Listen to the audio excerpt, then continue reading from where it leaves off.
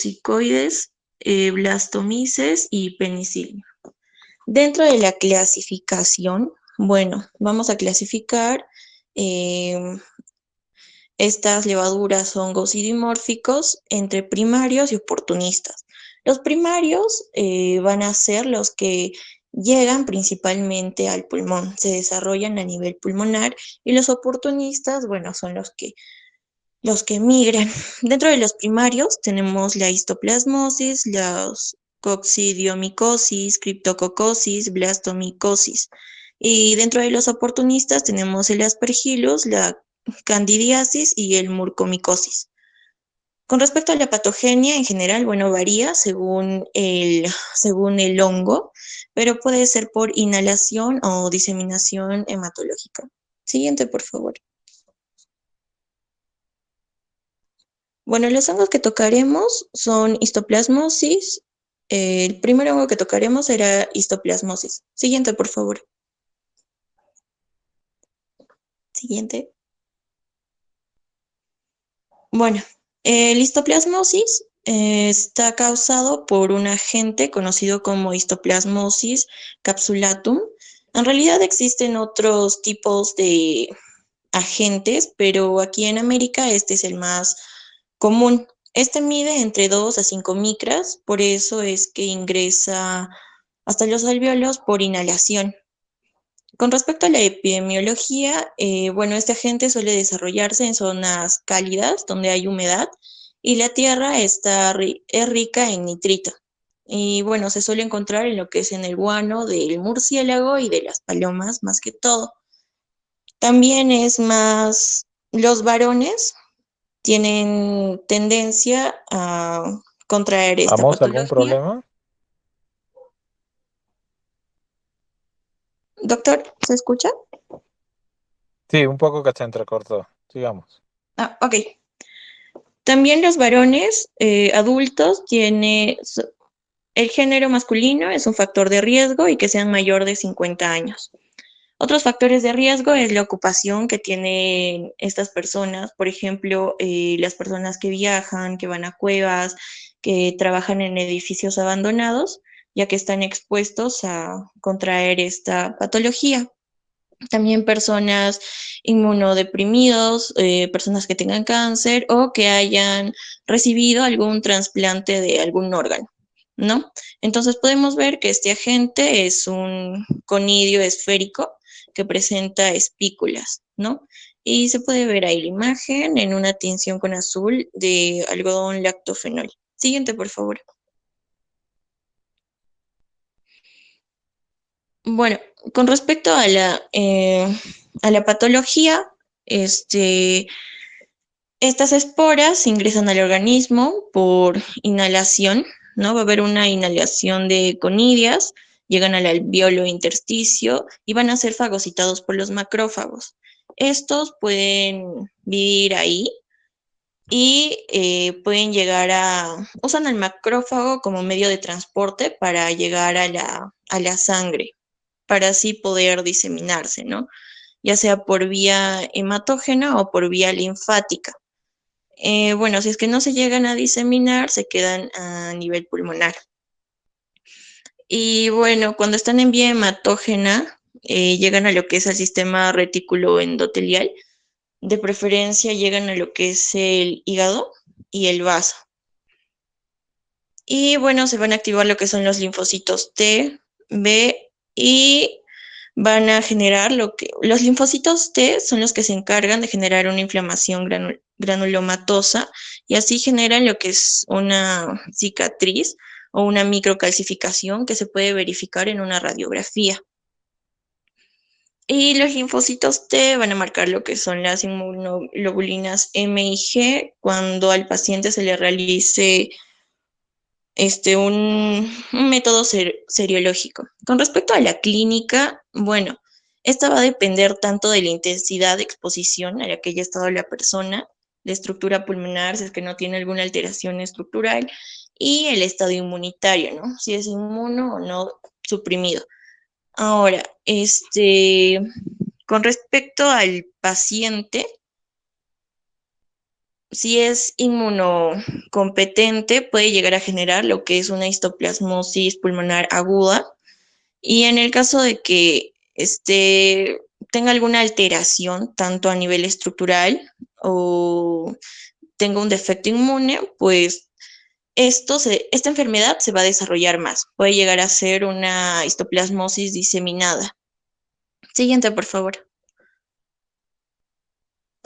Ya. Con respecto a las manifestaciones clínicas, bueno, esta patología suele ser asintomática, pero en el caso de que presenten síntomas, se conoce como una primaria aguda y hace referencia a que el paciente puede presentar un cuadro de gripe, ¿no? Lo cual es fiebre, tos, sin tos no productiva, puede tener cefalea, mialgias, astenia. En el caso de que esta se complique, el paciente empieza a presentar lo que es disnea y hemoptosis. Ahora, en el caso de que sea una histoplasmosis pulmonar que ya se haya diseminado, el paciente va a empezar a presentar lo que son lesiones nodulares, úlceras bucales, también se van a poder observar lo que son granulomas mucocutáneos y en un hemograma se puede ver que el paciente va a tener anemia, leucopenia, trombocitopenia. También el paciente suele tener lo que es hepatoesplenomegalia, bueno, que es muy característico de la histoplasmosis. Siguiente, por favor.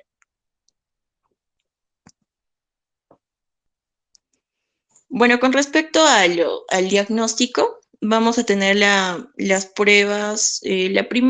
La prueba número 1 es la de cultivo micótico. Cuando la enfermedad está en un inicio, esta prueba suele salir negativa, pero cuando ya es una histoplasmosis diseminada, esta prueba es positiva.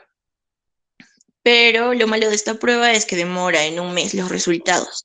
Ahora tenemos otros procedimientos como el lavado bronquioalveolar. También se hace un cultivo líquido y bueno, suele salir positivo.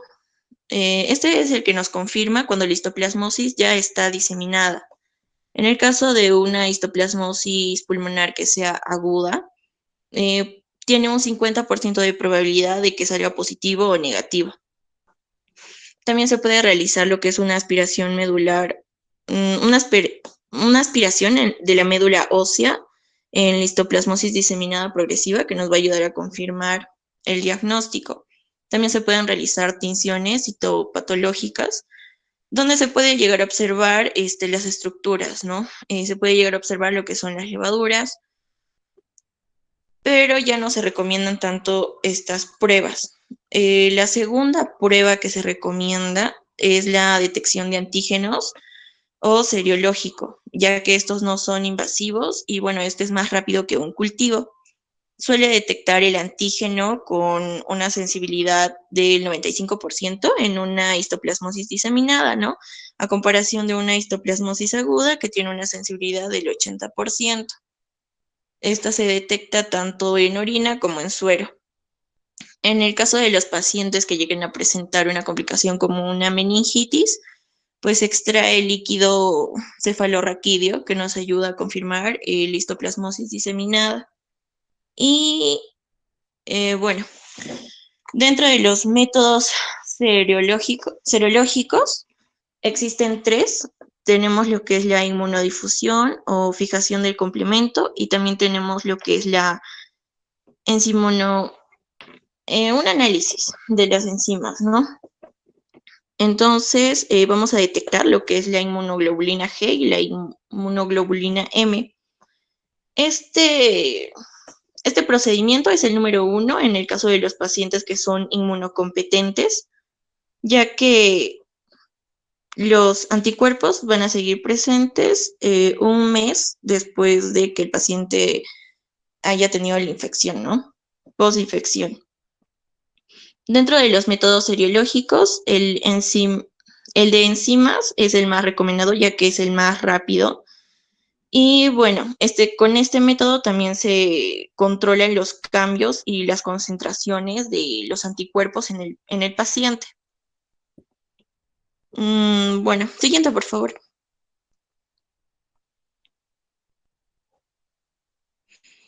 Con respecto al tratamiento, bueno, esta patología suele resolverse sin tratamientos pasado un mes, pero si es persistente y empieza a tener síntomas leves o agudos, bueno, se empieza a dar el tratamiento. El número uno es que se le administra al paciente lo que es la anfotericina B, en el caso de pacientes inmunocomprometidos, ¿no? Como un paciente con SIDA, y también va acompañado del itraconazol. En el caso de que un paciente no pueda tolerar lo que es el itraconazol, se le da como elección lo que es el posaconazol o el isavuconazol. Puede ser sustituido, ¿no? Por cualquiera de estos dos. En el caso de que un paciente tenga meningitis, bueno, primero se le da lo que es la anfotericina B por unas 4 o 6 semanas y luego se le administra lo que es el itraconazol.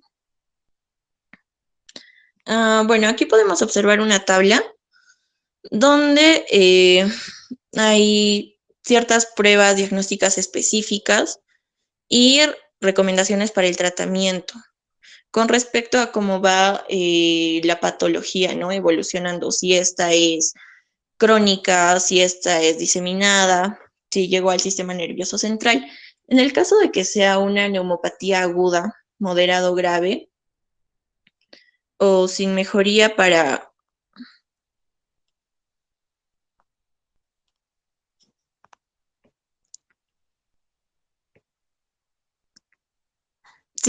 el momento del diagnóstico, bueno, se recomienda en este caso pedir lo que es un antígeno de histoplasma mediante un lavado broncoalveolar, ¿no? También se le pide lo que es una citopatología y un cultivo micótico en el líquido broncoalveolar. Y bueno, también los métodos seriológicos, ¿no? Como la inmunoglobulina G y la M. Con respecto al tratamiento, en este caso, al paciente se le da anfotericina más un glucocorticoides por 1 a 2 semanas y luego se continúa con el hidroconazol, que se administra por unas 6 a 12 semanas. Y se debe siempre observar en el paciente tanto el perfil renal como el perfil hepático. Con respecto a una histoplasmosis crónica, se le administra lo que es el itraconazol 1 a 2 veces por día, o sea, 200 miligramos 1 o 2 veces por día durante un año como mínimo. Y se evalúa la función hepática. En el caso de que esta ya sea diseminada, se administra lo que es la anfotericina B por 1 a 2 semanas. Después se continúa con el itraconazol por un año como mínimo. Y bueno,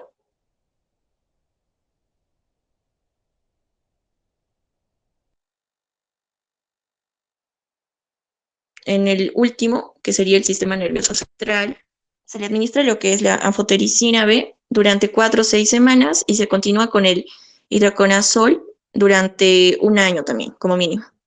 Siguiente, por favor. Buenas tardes, doctor. Buenas tardes, compañeros. Bueno, yo voy a continuar con lo que es ¿Se me escucha bien, Jason? Sí, adelante, vamos. Sí, se escucha, Karen. Ya, ok. Voy a continuar con lo que es la criptococosis. Siguiente diapositiva, por favor. Bueno, como sabemos, la criptococosis pertenece al grupo de las levaduras. El agente causal es el Cryptococcus y este comprende dos variedades. El Cryptococcus neoformans, el cual también a su vez tiene dos variedades, el Grubi neoformans, y a este le corresponden los serotipos A y D respectivamente. Y luego tenemos al Cryptococcus gatti. Este no tiene variedades, pero le corresponde los serotipos B y C. Siguiente diapositiva, por favor. En cuanto a su epidemiología, Bueno, el número de casos de criptococosis se acerca al millón, se acerca a 1 millón, y de ellos se producen, dentro de ellos se produce más de 600.000 fallecimientos al año. Bueno, la criptococosis empezó a incrementar desde el comienzo de la pandemia del VIH en los inicios del decenio de 1980. Y en la actualidad, casi todos los casos de criptococosis aparecen en regiones con escasos recursos, en especial en África y en Asia. Bueno, dentro de los factores de riesgo, uno de ellos es la infección por VIH, especialmente con niveles de linfocitos CD4 por debajo de 100 células por milímetro cúbico,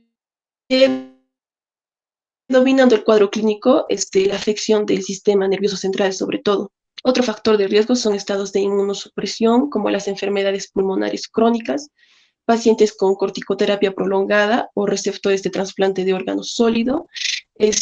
Aquí se produce un cuadro a predominio respiratorio. Y en el caso de la Cryptococcus gattii se produce afección pulmonar incluso en inmunocompetentes. Entonces, ¿qué va a pasar? La criptococosis se puede contagiar por medio de dos formas. En el caso del neoforman, se va a contagiar por medio de el excremento de las aves, de las palomas, y en el caso del gattii se va a contagiar a partir de los árboles de eucalipto. Y estos nos van a afectar a los seres humanos por medio de la inhalación, ¿no? Estos se van a alojar en los alvéolos y, bueno, se pueden diseminar a otros órganos, como les dije, en especial el sistema nervioso central, y, bueno, atacan, sobre todo en enfermedades que debilitan el sistema inmune. Siguiente diapositiva, por favor. En cuanto a la clínica, cuando en la criptococosis pulmonar se puede presentar lo que es el malestar general, la cefalia, fiebre, disnea, tos, aumento en la producción de esputo, dolor torácico, sudoración nocturna y pérdida de peso. En cuanto a formas pulmonares más graves, bueno, como les dije, este hongo se puede diseminar, esta levadura se puede diseminar al sistema nervioso central y a la piel. En caso se disemine al sistema nervioso central, el paciente puede presentar meningitis crónica, cefalia, fiebre, letargo, déficit sensorial y de la memoria. También podría presentar paresia de pares craneales, deficiencia visual y signos meningios.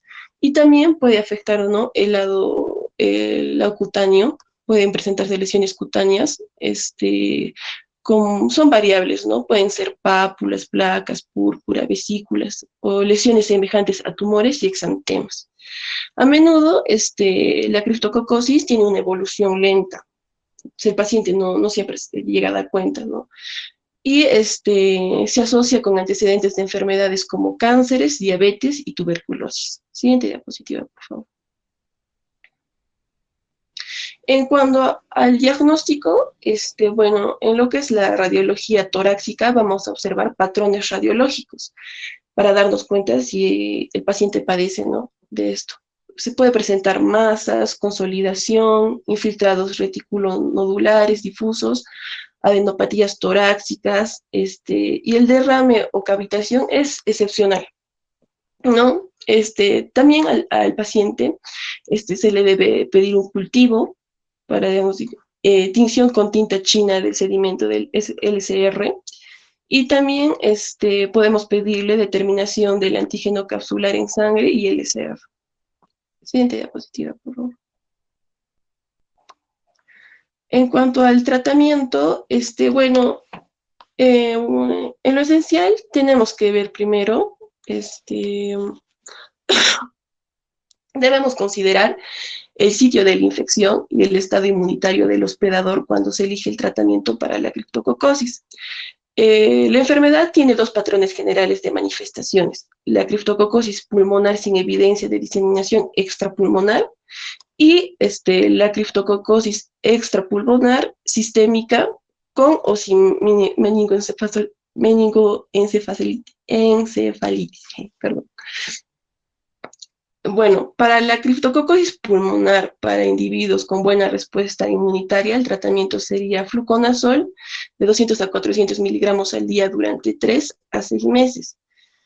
Ahora, para la criptococosis extrapulmonar sin afección del sistema nervioso en un hospedador con buena respuesta inmunitaria, sería el mismo régimen del primero, que es el fluconazol, más anforitensina B de 0.5 miligramos por kilogramo al día en un periodo de 4 semanas. En pacientes con una enfermedad más extensa, puede añadirse la flucitosina de 100 miligramos por kilogramos al día, a régimen terapéutico con lo que les dije, el fluconazol durante 10 semanas, con tratamiento de por vida, ¿no? Con fluconazol. Para una enfermedad del sistema nervioso central en un hospedador sin SIDA o alteración inmunitaria obvia, va a tener un tratamiento inicial y un tratamiento prolongado. El tratamiento inicial va a ser con anforitensina B durante una fase de inducción y el tratamiento prolongado va a ser de fluconazol durante la fase de consolidación. Siguiente diapositiva, por favor.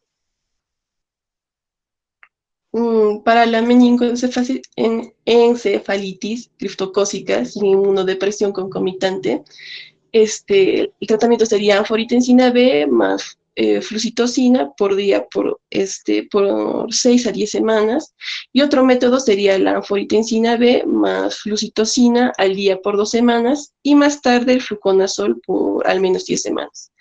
Y para el tratamiento para criptocosis en casos de SIDA tiene 2 fases, el tratamiento de inducción y el tratamiento de mantenimiento de por vida. El de inducción sería la anforitensina B, un régimen aceptable es anforitensina B más flucitosina por día por 2 semanas, seguido de fluconazol por al menos 10 semanas. Y el tratamiento de mantenimiento de por vida sería fluconazol.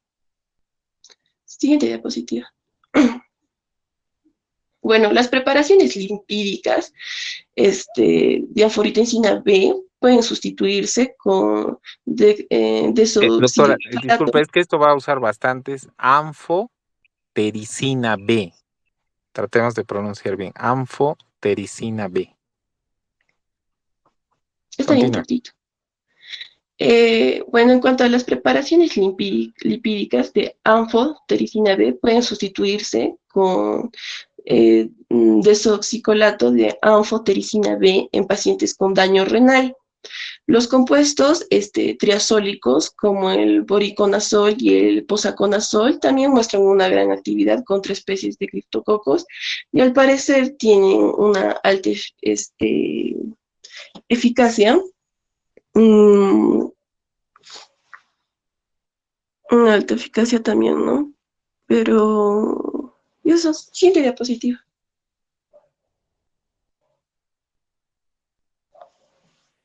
Bueno, continuando con Aspergillus. ¿Se me escucha, doctor? Disculpe. Se escucha, yo. Bueno, continuando con la aspergilosis, debemos mencionar primero su etiología, ¿no? Este viene a ser un hongo filamentoso que se encuentra en la naturaleza y en las viviendas específicamente. Se ha identificado casi 900 especies de Aspergillus, pero la gran mayoría de las que pueden presentar enfermedades suelen ser específicamente 4. Estas, la Aspergillus fumigatus, Flavus, la Niger y la Terrus, y en menor incidencia la Nidulans. ¿Qué es lo importante de la aspergilosis? Debemos entender que la aspergilosis es una patología que ha aumentado en las 2 últimas décadas como consecuencia de la mayor expectativa de la vida, ¿no? Esta suele verse como un problema de salud pública, ya que están presentes en el aire, en el agua, en el suelo, en las plantas, en materias orgánicas en un estado de descomposición, e incluso dentro de las viviendas, ¿no? En el polvo y en alimentos descompuestos. Otra cosa importante dentro de esto es que aquí no va a haber una diferenciación entre edad, raza o sexo. La patogénesis de la aspergilosis se va a transmitir a través de lo que es el aire y es por eso que también se denomina como un problema de salud pública, ya que suelen ser las principales puertas de entrada, los orificios nasales, para que el hongo llegue hasta el pulmón, ¿no? Otra cosa que debemos destacar de la aspergilosis es su clínica. Em, su espectro incluye manifestaciones tanto alérgicas primarias como compromiso saprofítico e infecciones invasivas, ¿no? Que va a depender básicamente del grado del déficit que tenga la persona. A mayor déficit inmunitario, obviamente va a haber más complicaciones, ¿no? Aquí podemos ver el espectro que básicamente nos indica, ¿no? Que a mayor supresión inmune eh, va a empeorar el estado de lo que es la aspergilosis, ¿no? Se puede volver de una alergia a una sapofrítica e incluso una semi-invasiva y llegar a ser una invasiva. Vamos a clasificar a sus manifestaciones clínicas en las más importantes. La principal vendría a ser la aspergilosis broncopulmonar alérgica, que pues esta enfermedad limita lo que es el árbol bronquial y suele ser contagiada por la aspergilosis fumigatus y está más presente en pacientes con asma persistente y asma grave, ¿no? Mm, ay, perdón. Su mecanismo patogénico se basa básicamente en una reacción de hipersensibilidad que va a estar producida por antígenos de, como le he dicho, el Aspergillus fumigatus, y también va a haber una formación de inmunocomplejos que dan lugar a una infiltración eosinofílica en la pared bronquial, básicamente, ¿no? Mm, Otra cosa dentro del cuadro clínico es que el paciente que va a estar infectado, bueno, que va a tener aspergilosis broncopulmonar alérgica, clínicamente se va a manifestar como con fiebre no muy elevada, tos, expectoración mucopurulenta, también disnea, y en algunos casos se puede observar también lo que es la hemoptisis y el dolor torácico, ¿no? En cuanto al examen físico en una persona con aspergillosis broncopulmonar alérgico, vamos a ver vamos a encontrar lo que es el roncus, ¿no? Y una expiración prolongada, que suele darse en la mayoría de los pacientes, aunque se puede auscultar también crépitos cuando hay compromiso parenquimal acinar. Em, Respecto a los, bueno, para evaluar las características clínicas o el malestar, el estado del paciente, se le hace un test de reactividad en piel para, para ver a qué es alérgico. Y bueno, también se toma en cuenta diferentes criterios de diagnóstico, ¿no? Como podemos ver en la imagen derecha, en el cuadro, que nos indica básicamente la característica clínica eh, que puede llegar a tener el paciente y si es que es esencial para el diagnóstico de aspergillus broncopulmonar alérgico, ¿no? En caso de que sea asma, en caso de que sea en el test cutáneo inmediato y de positivo, o cuando tenga una inmunoglobulina sérica mayor a 1000, estos van a significar que son esenciales para el diagnóstico, ¿no? En caso de un infiltrado pulmonar, en una eosinofilia periférica o una bronquiectasia proximal, todavía no se sospecha de una aspergilosis broncopulmonar alérgica. Vamos a tener en cuenta también este cuadrito que es el resumen de los hallazgos histológicos, tanto en laboratorios y serológicos para lo que es la aspergilosis broncopulmonar alérgico, donde nos indican lo que ya dije, ¿no? Que los hallazgos clínicos como el asma, la eosinofilia, las bronquiectasias centrales, van a dar un valor posible para el diagnóstico de esta enfermedad. Y en cuanto a la valoración sérica, vamos a ver diferentes parámetros, ¿no? diferentes características como recipinas contra aspergilosis fumigatus positivo, em, inmunoglobulina E mayor de dos veces para el control de lo que es el asma, igual en una inmunoglobulina G, y, y un- y una inmunoglobulina E, perdón, E sérica total de mayor de 1000 van a ser importantes para lo que es el valor diagnóstico de esta enfermedad. Eh, en la clínica también vamos a valorizar los estudios de imagen, ¿no? ¿Qué va a pasar? Lo más característico dentro de la aspergilosis broncopulmonar alérgica, vamos a encontrar en una radiografía de tórax simple, radioopacidad acinar en lo que es el ápice del hemitórax derecho, que se suele ver como podemos ver en la imagen, como un dedo de guante, pero también vamos a ver líneas de tranvía y sombras anulares en un paciente que tenga aspergilosis, ¿no? También se van a ver lo que son las bronquiectasias centrales y bueno, para esto se van a clasificar la aspergilosis broncopulmonar alérgica básicamente en 5 estadios: el agudo, la remisión, la excarvación recurrente, cuando son dependientes a esteroides, em, el estadio pulmonar fibrótico. Bueno, el agudo nos va a indicar que existe asma moderado, que suele ser incluso hasta severo. Se va a ver también tos productiva, alteración en las imágenes de la radiología. En caso de que sea un estadio de remisión, el paciente va a ser asintomático o también va a tener asma leve, ¿no? Luego de haber suspendido su tratamiento con corticoides. Em, en caso de que sea un estadio de escarvación recurrente, en caso de que sea una- un estadio de escarvación recurrente, es usualmente clínica. Bueno, este usualmente es aparente clínicamente, con- pero con recurrencia de hallazgos como los estadios, como la sintomatología del estadio agudo. Pero lo que cabe destacar y lo que diferencia entre el agudo y la excarvación recurrente es que en algunos casos la excarvación es más marcada en un dosaje de inmunoglobulina E, que suele ser el doble al basal que antecede este, ¿no?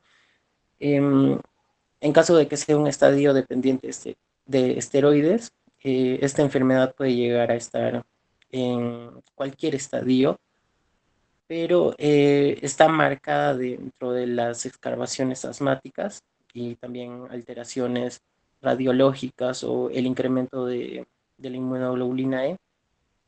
Y finalmente lo que es el estadio pulmonar fibrótico, que suele verse como cambios permanentes en la estructura que ocurren a partir de este estadio, ¿no? Y también suelen verse bronquiectasias centrales en, en los diagnósticos de imagen. Ahora, respecto a la aspergilosis broncopulmonar alérgica, el tratamiento se va a dar a partir de corticoides. Se va a clasificar bueno, se va a clasificar en dos, en aguda y en crónica. En caso de que el paciente esté en un estadio agudo, se le va a administrar lo que es la prednisona al 0,5 a 1 miligramos por kilo cada día. Y por 1 o 2 semanas. Y después de esto se le va a administrar 0,5 miligramos por kilo al día por 6 a 12 semanas.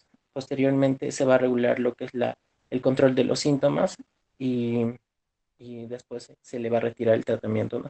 En caso de que sea un paciente crónico, se le va a administrar lo que es la prednisona de 0,5 a más miligramos por kilo.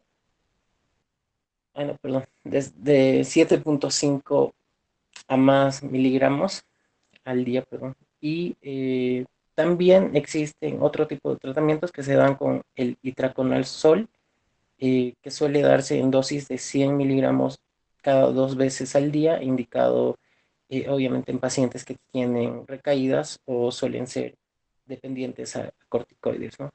Pero también se suele dar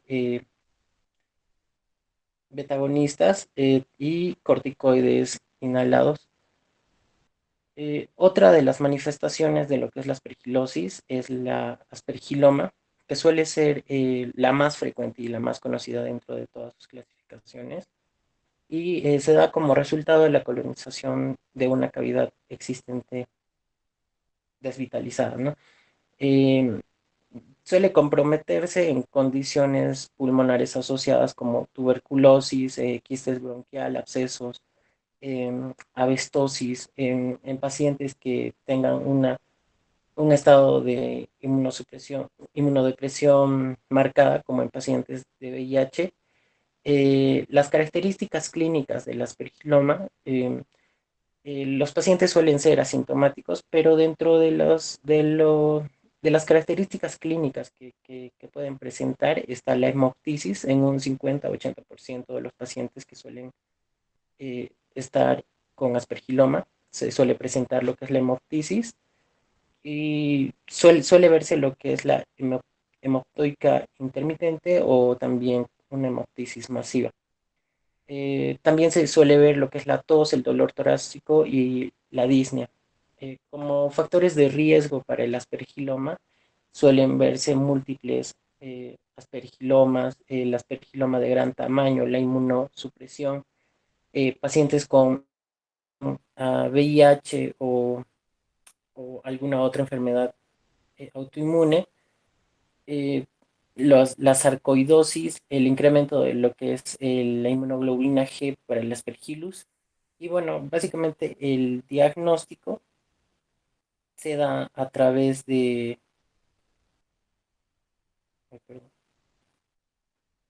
el diagnóstico se da a través de... eh, se da a través de lo que son los hallazgos del laboratorio, ¿no? Que generalmente no son de mucha ayuda diagnóstica, ya que se suele ver que el conteo de las células blancas suele ser normal y generalmente no hay eosinofilia.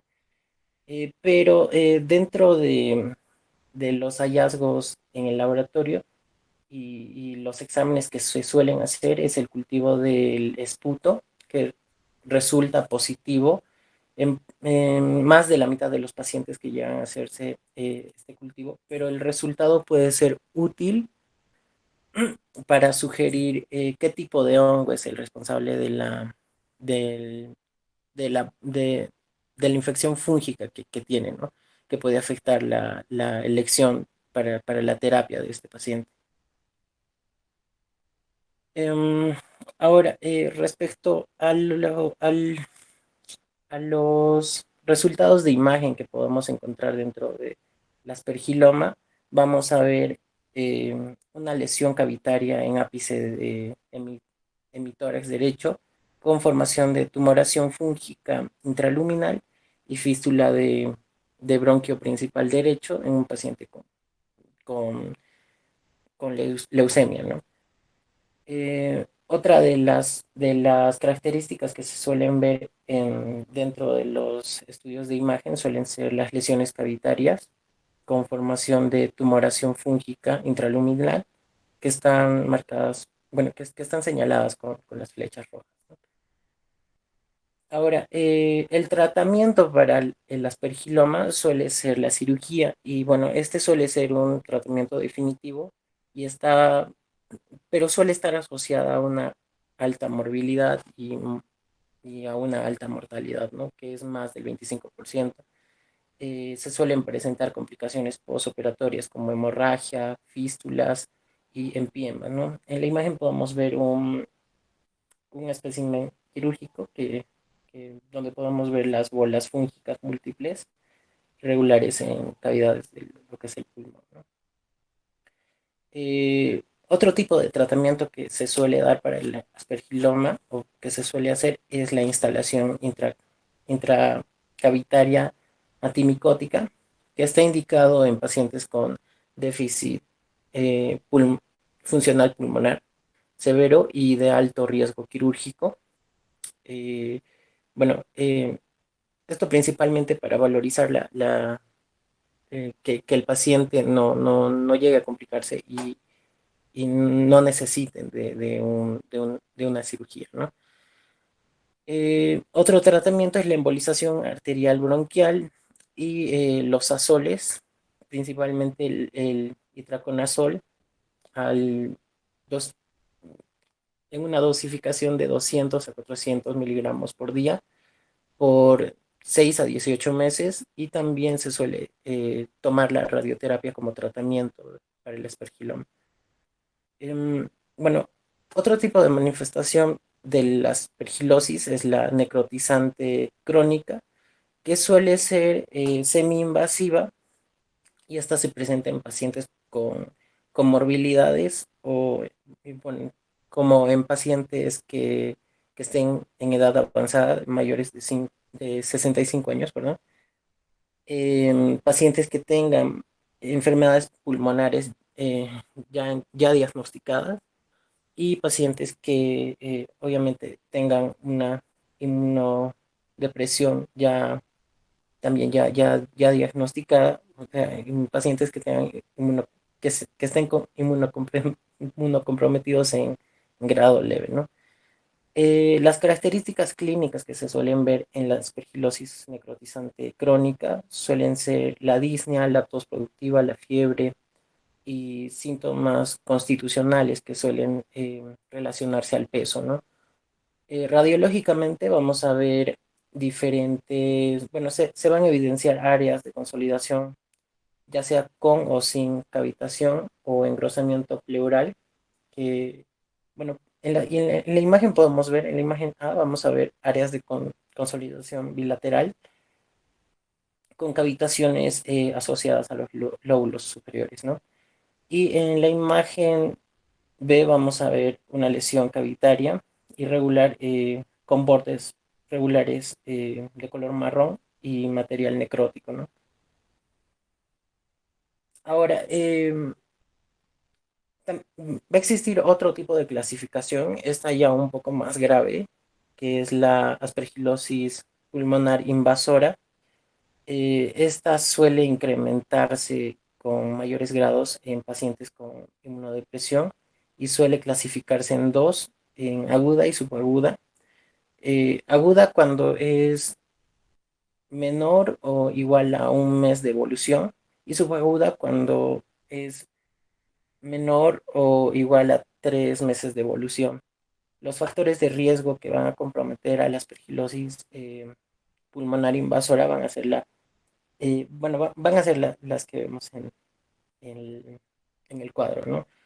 Eh, Cabe destacar que dentro de lo que es la aspergilosis, los pacientes inmunodepresivos van a estar mucho más relacionados con estas enfermedades, debido a que no llegan a tener defensas eh, apropiadas, ¿no? Para combatir al aspergillus. Dentro de las características clínicas que se van a ver en la aspergilosis pulmonar, vamos a ver una ausencia absoluta de síntomas, pero suelen verse eh, síntomas como fiebre, tos, molestias torácicas, hemoptisis trivial y disnea, como las más comunes o las más características de esta, ¿no? Entre los aspectos fundamentales para el diagnóstico temprano en un paciente con inmunodepresión, debemos destacar lo que es la prueba de detección de antígeno circulante en pacientes con leucemia, y también la tomografía computarizada del tórax, ¿no? Que nos va a dar resultados de signo de halo, que está marcada con la flecha, y nódulos cavitarios en los lóbulos también, ¿no? las principales manifestaciones de lo que es la aspergilosis, bueno, lo vamos a ver de acuerdo al tipo de enfermedad, ¿no? Vamos a ver que, como lo he dicho, se va a dar de forma alérgica, sapofrítica, crónica o invasora.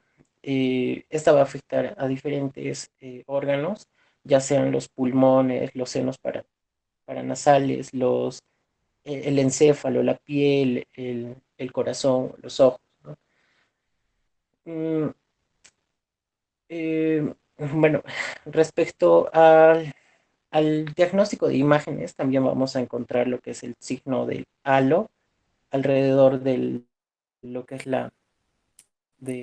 bueno, en esta imagen vamos a ver el signo del halo alrededor de la opacidad nodular. Y en esta tomografía también vamos a ver el signo de aire creciente, que no suele ser tan característico, pero al momento de ver una manifestación así dentro de una tomografía, ya debemos sospechar de una aspergilosis pulmonar, ¿no? Y bueno, para el tratamiento, para la aspergilosis pulmonar invasora se va a dar lo que es el voriconazol, que suele ser el mejor tratamiento para la aspergilosis pulmonar, pero también está la anfotericina B, en una dosificación de 0,6 a 1,5 miligramos por kilo al día, así como también factores estimulantes para colonias, perdón, y las transfusiones de granulocitos y el interferón gamma.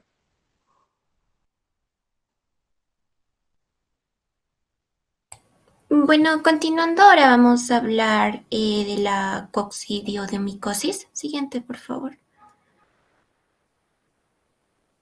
Bueno, tenemos que señalar que va a ser conocida de manera generalizada como la fiebre del valle. Va a ser una enfermedad pulmonar o también diseminada por vía hematógena, que va a estar causada por el hongo, como lo ven ahí, el Coccidioides ignitis. Y justamente va a haber lo que es un análisis genético que ha identificado la existencia de dos especies.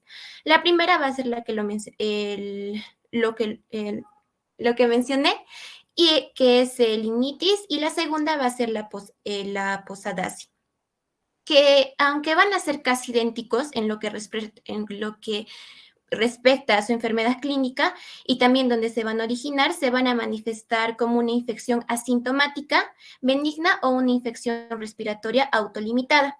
En cuanto a lo que es su epidemiología, esta micosis va a ser endémica en zonas desérticas del continente americano, especialmente en el sur de los Estados Unidos y también en el norte de México, aunque ocasionalmente se va a diagnosticar fuera de las áreas endémicas. Siguiente, por favor. En cuanto a lo que son sus signos y síntomas, aquí dentro de esta vamos a encontrar tanto a lo que es la primaria y la progresiva. La primaria, la mayoría de los pacientes van a ser asintomáticos, pero pueden padecer algunos síntomas respiratorios inespecíficos, que estos van a ser similares a los de la gripe, como la bronquitis aguda, que esto se va a dar de menor frecuencia, una neumonía aguda o lo que ya es un derrame pleural. También va a haber un orden decreciente de frecuencia en cuanto a lo que son los síntomas, que van a incluir fiebre, tos, dolor torácico, escalofríos, producción de esputo, lo que es la odinofagia y por último lo que es la hemoptisis. Algunos de estos pacientes van a desarrollar lo que es una hipersensibilidad a las infecciones respiratorias localizadas, lo que va a manifestar, ¿sí?, como artritis, conjuntivitis, eritema nudoso o hasta un eritema multiforme. Como podemos observar en la imagen, va a haber lo que es la hipersensibilidad de los antígenos, que estos pueden manifestarse como eritema nudoso, también artritis, conjuntivitis, como lo mencioné. Justamente en esta imagen va a ser un claro ejemplo de un eritema multiforme, debido a lo que es, ¿no?, la coccidioidomicosis. Siguiente, por favor. En cuanto a lo que es la progresiva, esta diferencia de la primaria ya se va a dar varias semanas, meses o hasta a veces años después de la infección primaria y aparecen más que todo lo que son síntomas inespecíficos como fiebre. La fiebre no va a estar tan alta, anorexia, pérdida de peso y también puede presentar debilidad en algunos pacientes. Aquí menciona lo que es también el eritema nudoso, que va a ser una erupción reactiva asociada con mucha mayor frecuencia. Y este eritema nudoso se va a caracterizar principalmente por múltiples nódulos subcutáneos. Estos van a ser dolorosos y también autolimitados, y generalmente estos se van a presentar en los miembros inferiores y aparecen de 1 a 3 semanas después de lo que son los síntomas respiratorios iniciales. Bueno, también tenemos que mencionar que esta coccidioidomicosis, perdón, si no es tratada inicialmente puede ser fatal, y también van a aparecer algunos otros factores que pueden ser la meningitis, que esto puede llevar hasta la muerte del paciente si no se va a dar un tratamiento prolongado, o incluso puede durar toda la vida. Siguiente, por favor. Aquí, en este cuadrito vamos a mencionar lo que ya es una lesión única, que se va a dar solamente en una parte del cuerpo, y ya lo que es una lesión múltiple, que ya estaríamos refiriéndonos a lo que es una enfermedad cutánea ya grave. Siguiente, por favor. En cuanto a lo que es su diagnóstico, principalmente va a mencionar lo que son los cultivos, puede ser tanto convencional o para hongos, también lo que es un examen microscópico y por último lo que son las pruebas serológicas. Aquí menciona que la eosinofilia también puede ser un factor muy importante, una clave muy importante para poder identificar a lo que es la coccidioidomicosis. El diagnóstico de esta misma se tiene que sospechar a base de lo que es la anamnesis y también lo que son hallazgos físicos típicos cuando no van a ser aparentes. Menciona también que un hallazgo también pueden ser los hallazgos de radiografía torácica, que estos pueden ayudar a confirmar el diagnóstico y puede establecerse también mediante un cultivo de hongo o mediante la visualización de esférulas. También menciona lo que son los estudios serológicos de anticuerpos, que estos van a incluir el inmunoensayo enzimático, que este puede ser sensible y se va a usar comúnmente para diagnosticar este mismo. También lo que es el equipo de inmunodifusión, que más que todo es para poder detectar los anticuerpos de inmunoglobulina M y de inmunoglobulina G. Y también lo que es la fijación del complemento, que es para detectar los anticuerpos de inmunoglobulina G. También una prueba como dato lo puse como la prueba de un antígeno de orina, puede ser útil también para poder diagnosticar en pacientes que ya van a estar inmunocomprometidos, ya con formas graves de enfermedad, incluyendo la neumonía o hasta una infección diseminada. Y también se va a presentar lo que son reacciones de hipersensibilidad cutánea en algunos pacientes, que estos van a ser retardadas y estos suelen desarrollarse entre los 10 a 21 días después después de lo que ya es una infección aguda en el paciente inmunocompetente. Y esta se va a caracterizar por tener, más que todo va a ser lo que es una enfermedad progresiva. Siguiente, por favor. Y ya lo que es el tratamiento, dentro de aquí mencionamos la presencia de enfermedad tanto leve, moderada, que va a mencionar lo que es el fluconazol y también al itraconazol. Y para la enfermedad grave se va a suministrar lo que es anfotericina B. Ahora, dentro de esto lo va a subdividir en 3. Si el paciente si va a haber la presencia de una enfermedad grave, se debe administrar lo que es la anfotericina B de 0,5 a un miligramo por kilo, esto por vía intravenosa, una vez al día durante 2 a 6 horas, durante las 4 a 12 semanas, hasta poder alcanzar la dosis total, que es de 1 a 3 gramos. Y también en los pacientes que van a tener la coccidioidomicosis, que esta va a estar asociada al virus de inmunodeficiencia humana. Estos van a requerir terapia de mantenimiento para poder prevenir lo que son las recurrencias. Y aquí se va a administrar 200 miligramos de fluconazol por vía oral una vez al día o 200 miligramos de itraconazol por vía oral ya 2 veces al día. Suelen ser suficientes. Y por último, lo que es la presencia ya meningia, que se debe indicar principalmente con lo que es el fluconazol. y va a haber la dosis óptima, va a ser incierta, dado que entre los 800 a 1200 mg por día, una vez al día, pueden ser más que efectivos. Siguiente, por favor.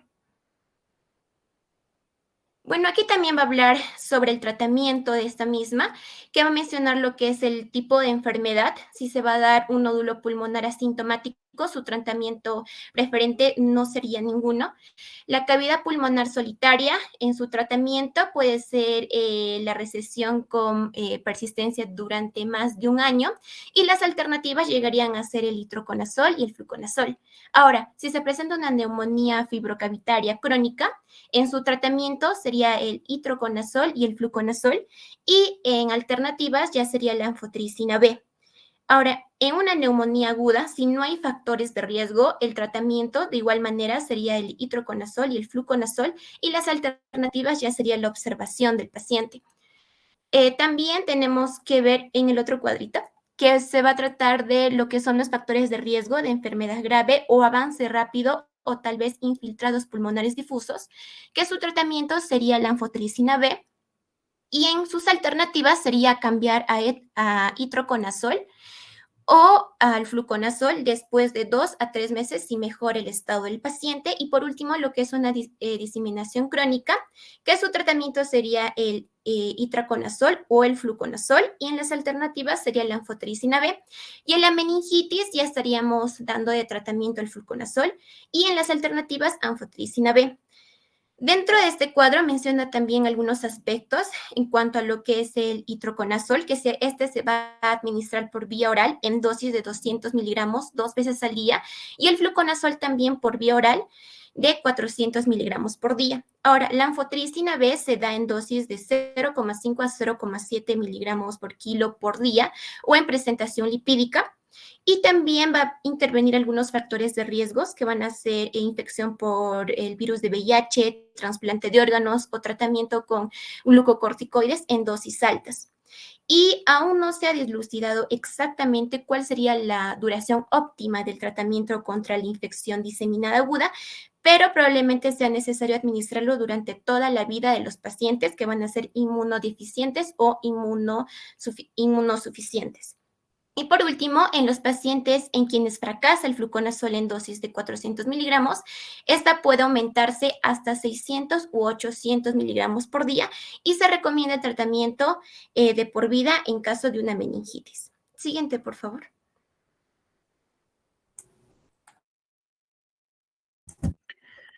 Para continuar, pasemos al siguiente tema que nosotros estamos considerando en este caso, los mucormicosis.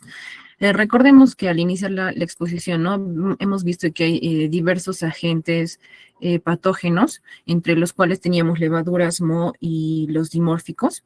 En este caso, mucormicosis pertenece, ¿no?, a los mohos. Y siguiente diapositiva, por favor. Bueno, vamos a definir o vamos a decir que la mucormicosis incluye un grupo de infecciones que van a ser letales, que van a ser causadas por los hongos, en este caso de orden mucorales, y en este caso del sufilo mucormicotina. Y pues cuando nosotros tratemos de este trastorno, este va a ser generalmente invasivo y su evolución va a ser implacable, ¿no? Tal así va a ser que en muchos casos va a llegar a tasas muy altas de morbilidad o mortalidad, ¿no? En comparación con otras infecciones. Dentro de lo que viene a ser en este caso su etiología, nosotros vamos a mencionar que estos hongos del orden de los mucorales pertenecen a 7 familias. Estas 7 familias van a ser mencionadas en el siguiente cuadro que veremos en la siguiente diapositiva, pero dentro de las cuales vamos a recalcar en este caso los más importantes, ¿no? Los que van a generar las enfermedades más importantes. En este caso tenemos al Rhizopus oryzae y al Rhizopus del mar de la familia Mucoraceae. Esto generalmente se va a dar más en lo que vienen a ser el hemisferio occidental. Y por otro lado, hablaremos también acerca de la epidemiología. En cuanto a lo que viene a ser la epidemiología, vamos a mencionar que em, estas enfermedades se van a dar principalmente o van a tener más incidencia en pacientes que tienen la enfermedad de diabetes mellitus previa. También están en riesgo pacientes que que han sido trasplantados con órganos o células madre hematopoyéticas, pacientes con neutropenia prolongada o aquellos que van a hacer uso de corticoides o tienen cáncer. Siguiente diapositiva, por favor. Bueno, como les mencionaba anteriormente, dentro de lo que viene a ser la etiología, tenemos acá el cuadro en el cual encontramos a las familias y a los géneros, ¿no? Como habíamos mencionado anteriormente, tenemos 7 familias, las cuales se encuentran aquí bien detalladas, también los géneros, el género, ¿no? Y las especies vinculadas, causadas de mucormicosis, ¿no? Siguiente, por favor.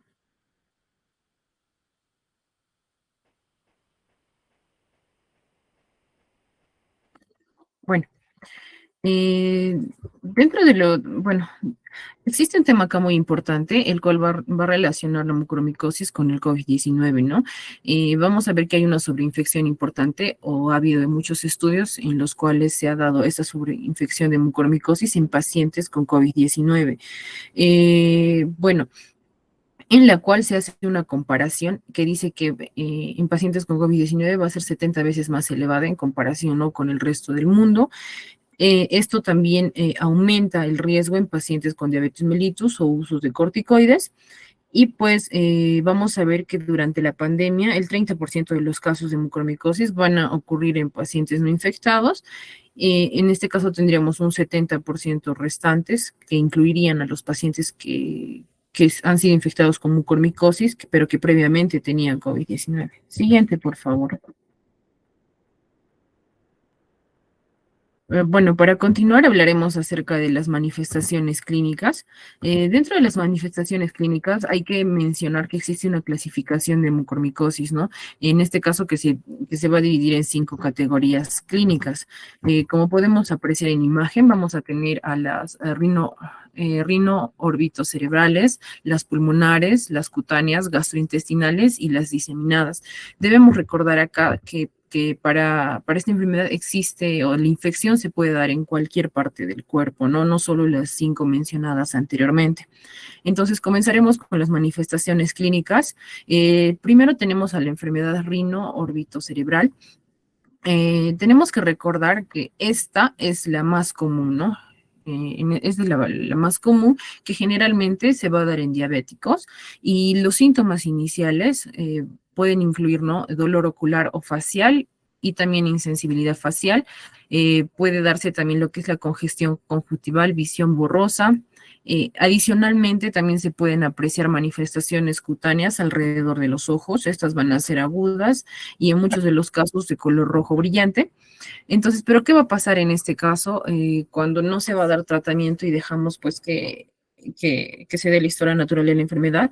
Esta suele prolongarse, ¿no?, a los senos etmoidales, a las órbitas, y de esta manera van a disminuir la función de los músculos que están alrededor de los ojos. También puede aparecer proftosis y también quemosis, y finalmente pues puede haber o llegar a haber hasta pérdida de la visión. Bueno, la segunda afección más frecuente viene a ser la neumopatía, la cual se va a manifestar principalmente con disnea, tos, dolor torácico. En muchos casos puede haber fiebre. También vamos a ver que cuando hay invasión vascular puede causar necrosis a nivel pulmonar, también cavitación, hemoptisis o los 3 juntos, ¿no? Cuando nosotros en este caso vamos a ver las pruebas de imágenes en las radiografías, se van a identificar consolidaciones lobares, masas aisladas, también enfermedades nodulares, puede haber la presencia de cavitación y también infartos cuneiformes. Siguiente, por favor. Bueno, continuando con las manifestaciones clínicas, este moho puede afectar también a la piel, ¿no? Puede haber una enfermedad cutánea.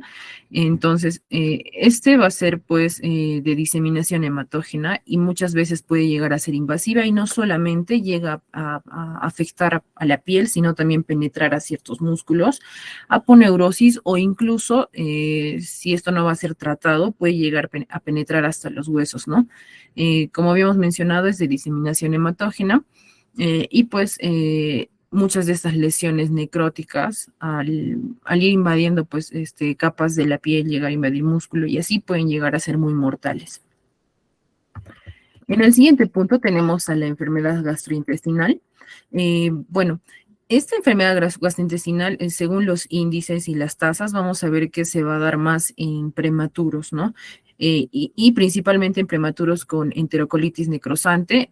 Y en el caso de que se den adultos, van a ser en adultos con neutropenia o que tienen cuadros de inmunodeficiencia, ¿no?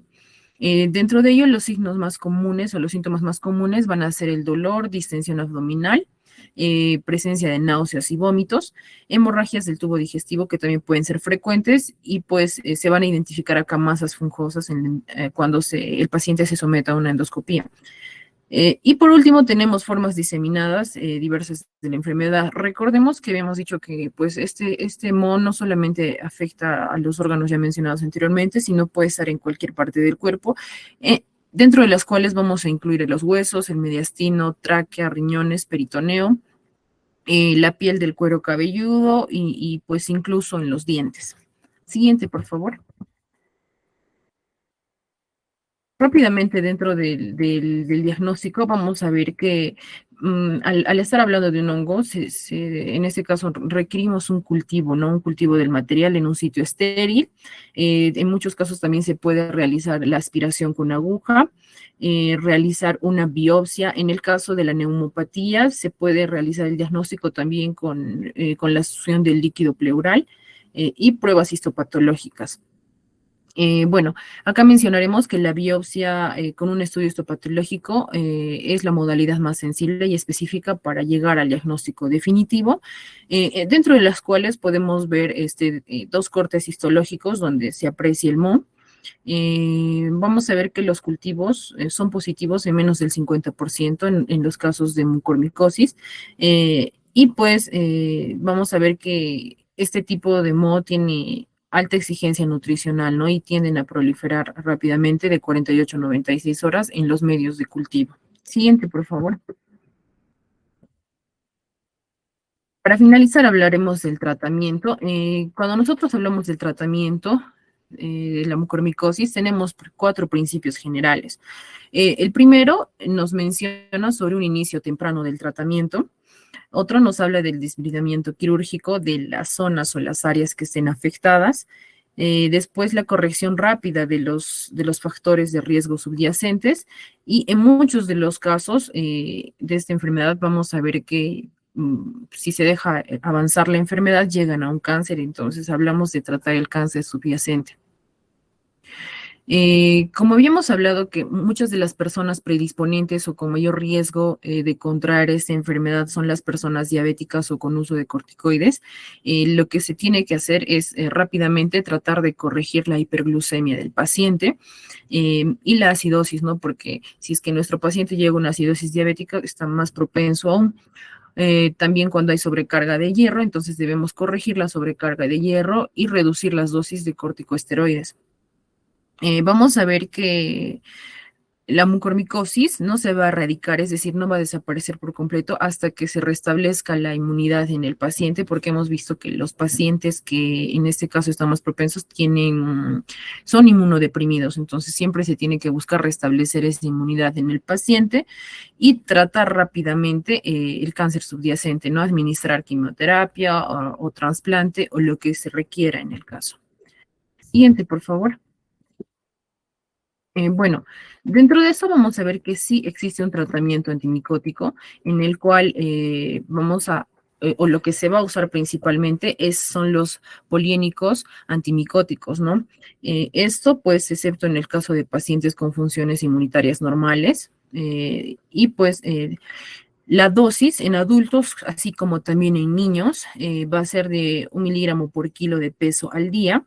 En este caso tenemos de desoxicolato de AMB y 5 miligramos kilo día en el caso de la presentación del LAMB y el ABLC.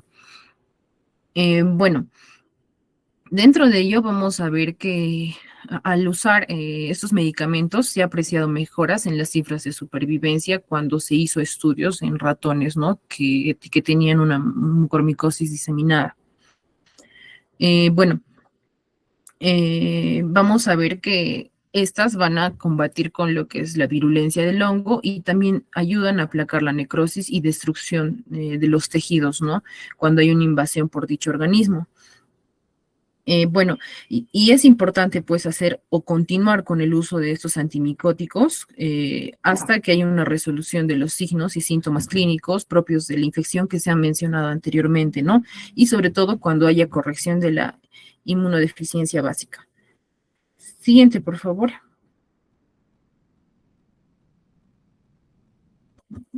Ya. Bueno, y finalmente, para presentar estos dos cuadros, en estos dos cuadros estamos viendo los tratamientos antimicóticos mencionados anteriormente, tanto los que se usan en primera línea, que están mencionados acá, el AMB desoxicolato, el LAMB y el ABLC. También vamos a ver cuál es la dosis recomendada en pacientes, como les decía, en adultos y niños, las ventajas y desventajas. En la siguiente diapositiva vamos a ver los que son utilizados en segunda línea. Y bueno, con eso concluiríamos la exposición de hoy. Muchas gracias.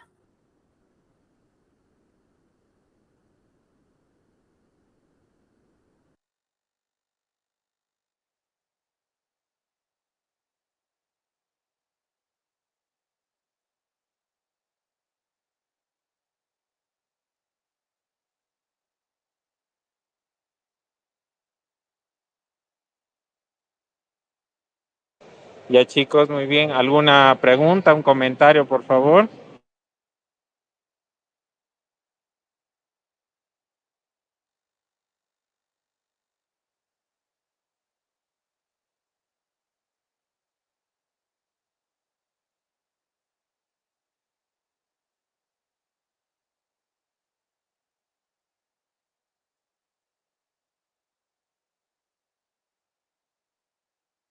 ¿Todo claro, chicos? Sí, doctor. Sí, doctor. ¿Ninguna pregunta?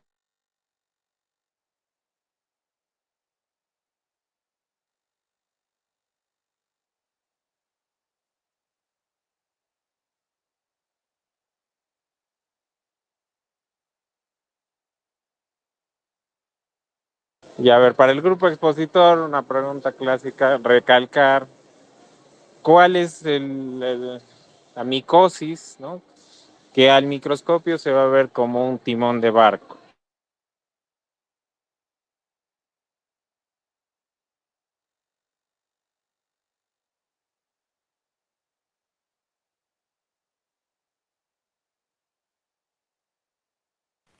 Doctor, la micosis de timón de barco, si no estoy mal, creo que es la paracoccidioidomicosis. Paracoccidioidomicosis, ¿no? Para coco.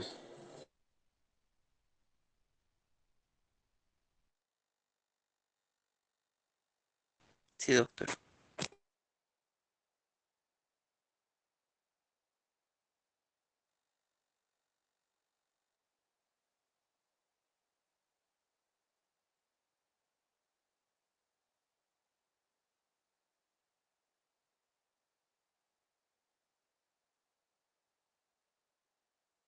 Ya muy bien, entonces una micosis que está en una zona peruana conocida como la Cueva de las Lechuzas.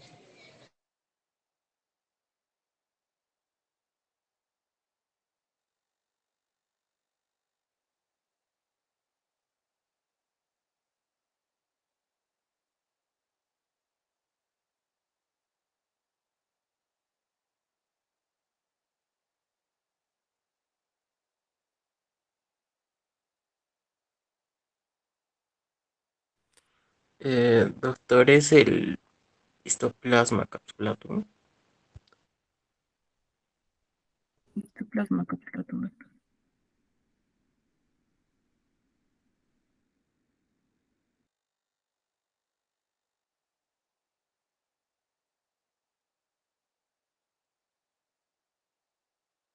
Correcto, a ver, otra más, esperemos.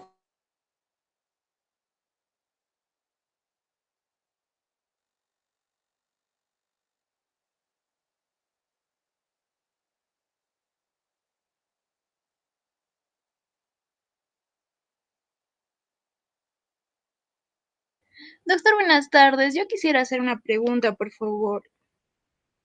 Adelante. Quería saber si la cirugía es el tratamiento de elección de aspergiloma. Mm, Bueno, depende de, en realidad, si está sangrando, si el tamaño es grande y obliga al paciente a una hemoptisis moderada, masiva, ¿no? Ahí inmediatamente es internamiento e intervención quirúrgica, ¿no? Pero bueno, si es controlado, en todo caso puede ser el manejo con medicación antifúngica, ¿no? Como puede ser el voriconazol, el itraconazol, de repente, ¿no? Depende de la situación en realidad. Gracias, doctor. Doctor, aprovechando mi participación, quería mencionarle que entré tarde a la clase, si me podría considerar. Escribí en el chat, por favor. Ya está bien. Gracias. ¿Alguna otra pregunta?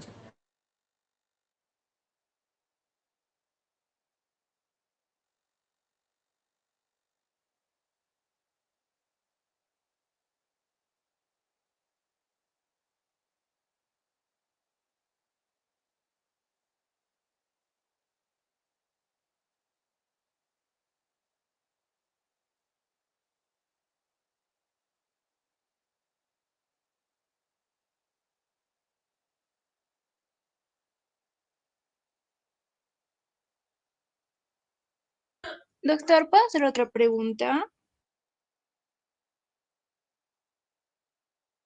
Sí, adelante.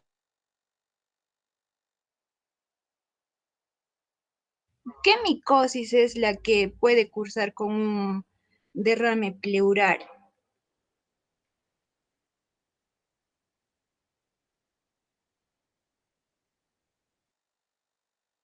A ver, el grupo expositor, por favor, vamos.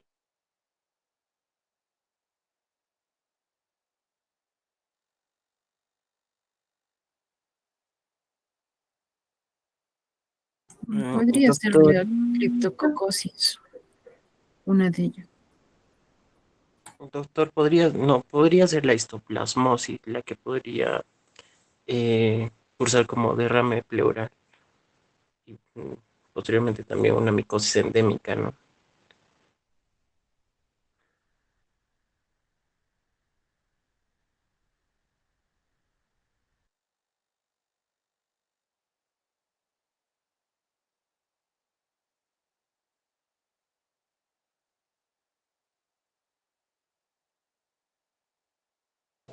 ¿Algún comentario más?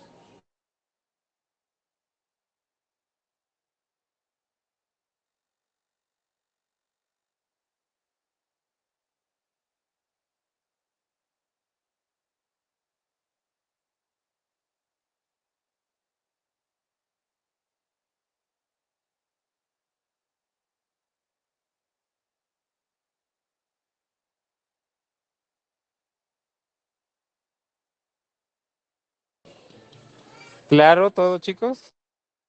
Sí, bueno, en sí que una micosis directamente genere un derrame pleural, no, pero bueno, si dejamos que el factor inflamatorio, la inmunosupresión de repente asociada a algún paciente, como puede ser la criptococosis, podría generar algún tipo de efecto secundario produciendo un derrame pleural, pero así directamente, pues no.